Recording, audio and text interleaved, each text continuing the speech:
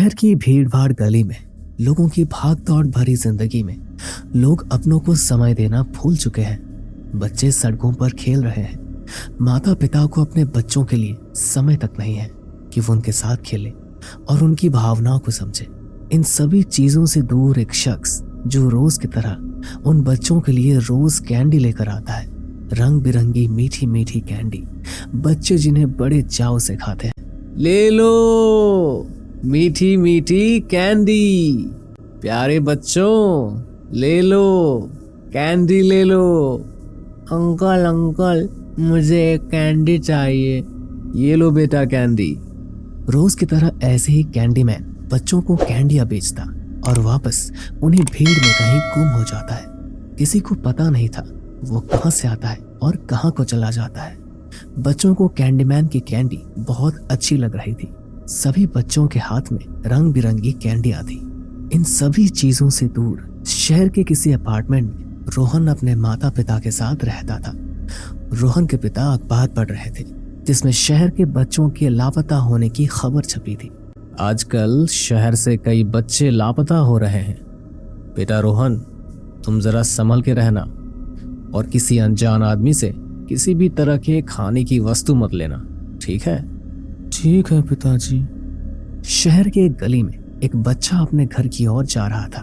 तभी उसके पीछे से एक आदमी उसे आवाज लगाता है, बेटा क्या तुम्हें ये मीठी रंग बिरंगी कैंडियां चाहिए? वो बच्चा उन रंग बिरंगी कैंडियों को देखकर मोहित हो जाता है और फिर उन्हें लेकर बड़े चाव से खाने लगता है।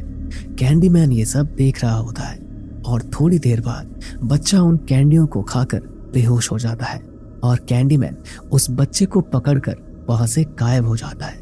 शहर में ये बात अब आम हो चुकी थी। अब हर दिन किसी न किसी बच्चे की गुम होने की खबर टीवी चैनलों पर आ रही थी। एक रात रोहन अपने कमरे में सो रहा था। उसे नींद नहीं आ रही थी तो वो आंखें खोलकर अपने कमरे की खिड़की की ओर एकटक देखे जा रहा था। तभी उसे एक घंटी की आवाज सुनाई देती है।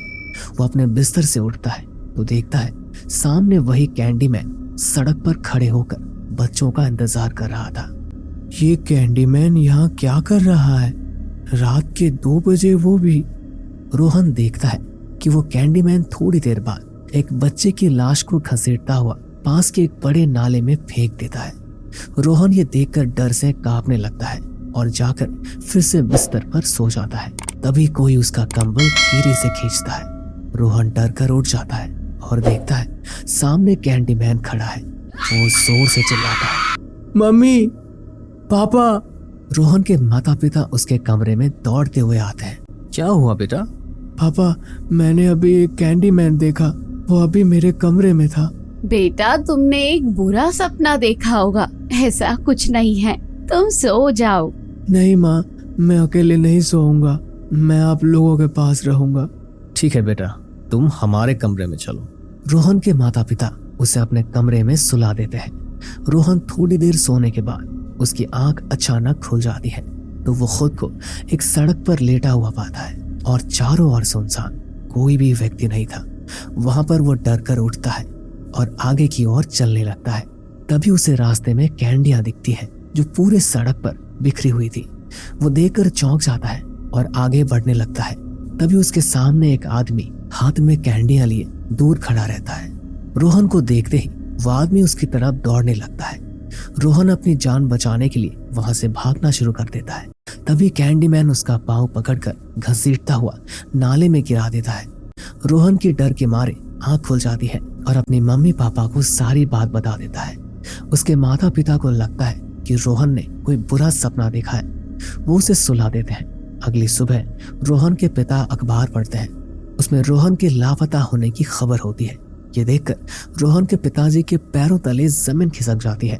वो भागते हुए रोहन के कमरे में जाते हैं तो देखते हैं कमरे में कोई नहीं था। रेखा, रेखा कहाँ हो तुम? और रोहन कहाँ पर है? क्या? वो तो अपने कमरे में होगा। नहीं, रोहन अपने कमरे में नहीं है।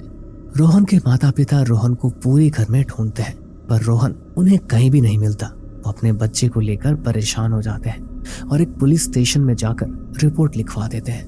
रोहन अपनी आंखें खोलता है और खुद को एक गहरे कुएं में पाता है और कुएं में चारों ओर बच्चों के कंकाल बिखरे हुए थे। ये देखकर रोहन चिल्लाता है, मम्मी, पापा, ये मैं कहाँ आ गया, मुझे बचाओ। रोहन कुएं से बाहर निकलने की कोशिश करता है पर वो कुएं से बाहर नहीं निकल पाता है। अब मैं इस कुएं से बाहर कैसे निकलूं? यहाँ कुछ खाने को भी नहीं है। तभी रोहन को पास में एक कैंडी दिखाई देती है।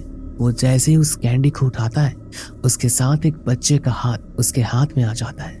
मम्मी, पापा, ये तो वही कैंडी है जिसे मैंने अपने सपने में देखा था। कहीं मुझे उसी कैंडी मैन ने तो नहीं किडनैप किया है? अब मैं क्या करूं? यहाँ से कैसे बचूं? रोहन को एक बच्चे का कंकाल दिखाई देता है। वो उसके हाथ और पांव से रस्सियां निकालता है। वो उसी रस्सी के सहारे कुएं पर चढ़ने की कोशिश करता है पर वो रस्सी बहुत छोटी थी, वो चढ़ नहीं पाता। तभी उसे किसी की कदमों की आहट सुनाई देती है। रोहन देखता है एक काले कपड़े में एक आदमी कुएं के पास आता है और कैंडी वाली पॉलीथीन कुएं में धड़ाम से फेंकता है और फिर वहां से चला जाता है। रोहन उस पॉलीथीन को खोलता है और जो वो देखता है उसे देखकर वो बेहोश हो जाता है। आखिर क्या है कैंडीमैन का सच और कौन है कैंडीमैन? जानने के लिए इसका अगला पार्ट देखना बिल्कुल न भूलें। ये कहानी आपको अच्छी लगी हो तो हमें सब्सक्राइब करें। सब्सक्राइब करना भूलना मत।